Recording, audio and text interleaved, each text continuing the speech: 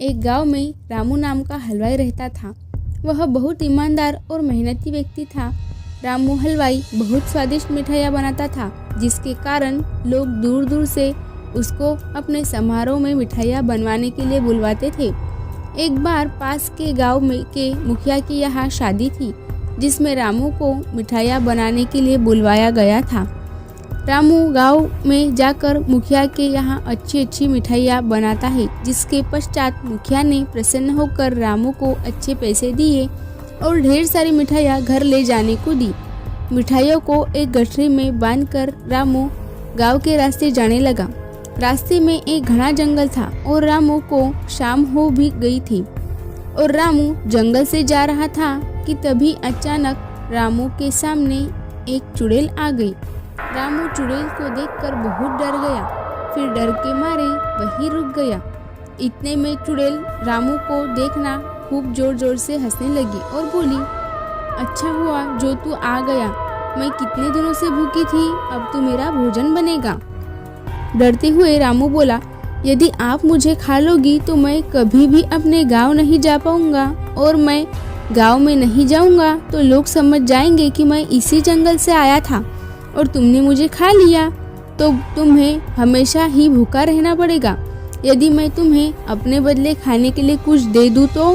रामू की बात सुनकर चुड़ैल बोली, तू क्या दे सकता है खाने को जिससे मेरी भूख शांत हो? तो फिर रामू ने गठरी में बंधी हुई ढेर सारी स्वादिष्ट मिठाइयाँ चुड़ैल को दे दी।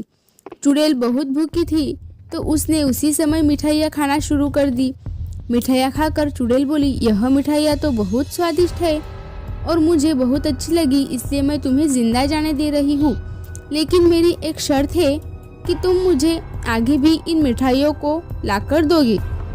तो रामू बोला कि वह बहुत गरीब है और मिठाइयाँ बनवाने के लिए बहुत सारे पैसे चाहिए और वह इतने सारे पैसे कहाँ से लाएगा ताकि और मिठाइयाँ बनवा सके।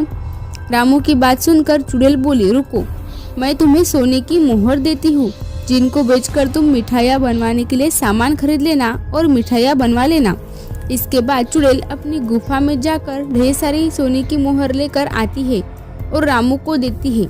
रामू सोने की मोहर देखकर आश्चर्यचकित हो जाता है और वह चुड़ैल से मिठाई लाने का वादा करके अपने घर चला जाता है। इस तरह रामू ने अपने दिमाग से अपनी जान बचा ली और यह सारी बात अपनी पत्नी को बताई, जिसके बाद उसकी समझदार पत्नी ने रामू को दोबारा उस जंगल से आने के लिए मना कर दिया। इस तरह रामू ने अपनी जान बचाई और रामू ने सोने के सिक्कों को बेचकर जीवन अच्छी तरह से जीने लगा। लेकिन रामू और उसकी पत्नी की बातों को उसके घर पर दूध देने वाले ग्वाले ने सुन लिया, तो वह ग्वाला सोने के सिक्के वाली बात अपनी पत्नी को बता देता है। ग्वाले की पत्नी बहुत लालची थी, तो वह बोली कि आप भी जंगल में मिठाइयाँ लेकर जाना और चुड़ैल से सोने की मोहर लेकर आना। फिर ग्वाला जंगल जाने को तैयार हो जाता है। दूसरे दिन ग्वाला खूब सारी मिठाइयाँ लेकर जंगल जाता है, जहाँ उसकी मुलाकात चुड़ैल से होती है और वह अपनी जान के बदले चुड़ैल को मिठाइयाँ देता है।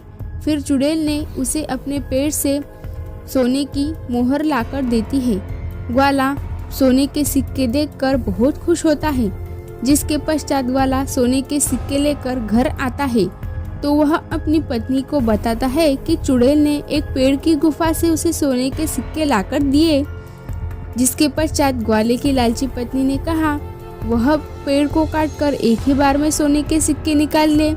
अपनी पत्नी के अनुसार ठीक वैसे ही ग्वाले ने किया, लेकिन पेड़ को काटते हुए देखकर चुड़ैल को गुस्सा आ गया और उसने वही ग्वाले को मार दिया और खा लिया। इस प्रकार लालची पत्नी के कारण ग्वाले ने अपनी जान गंवा दी।